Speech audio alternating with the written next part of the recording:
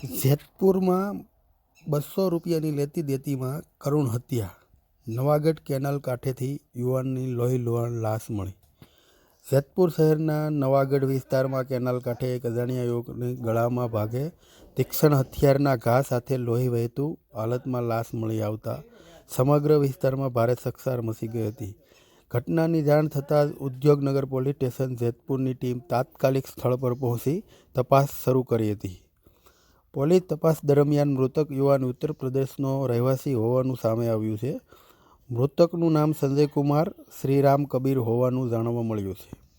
સંજય અહીં જેતપુરના સાડીના કારખાનામાં કામ કરતો હતો.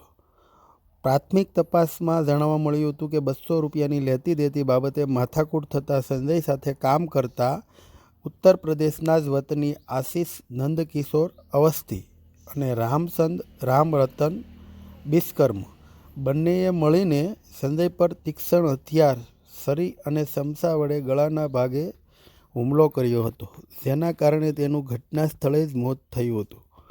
હત્યા કર્યા બાદ આરોપીઓએ પુરાવાનો નાશ કરવા સંજયની લાશને મોટરસાયકલ પર લઈ જઈ નવાગઢ કેનાલ કાંઠે આવેલા ખુલ્લા પ્લોટમાં ફેંકી ફરાર થઈ ગયા હતા. ઉદ્યોગનગર પોલીસ સ્ટેશનના પીઆઈ ડોક્ટર એમ ઠાકોરના માર્ગદર્શન હેઠળ પોલીસે ગણતરીની કલાકોમાં આરોપીઓને ઝડપી પાડી હત્યાના ગુનાનો ભેદ ઉકેલ્યો હતો. ગુનાની સમગ્ર ઘટનાનું રિકન્સ્ટ્રક્શન પણ પોલીસ દ્વારા કરવામાં આવ્યું હોવા જાણવા મળ્યું છે. પોલીસ દ્વારા આગળની કાયદેસરની કાર્યવાહી હાથ ધરવામાં આવી રહી છે.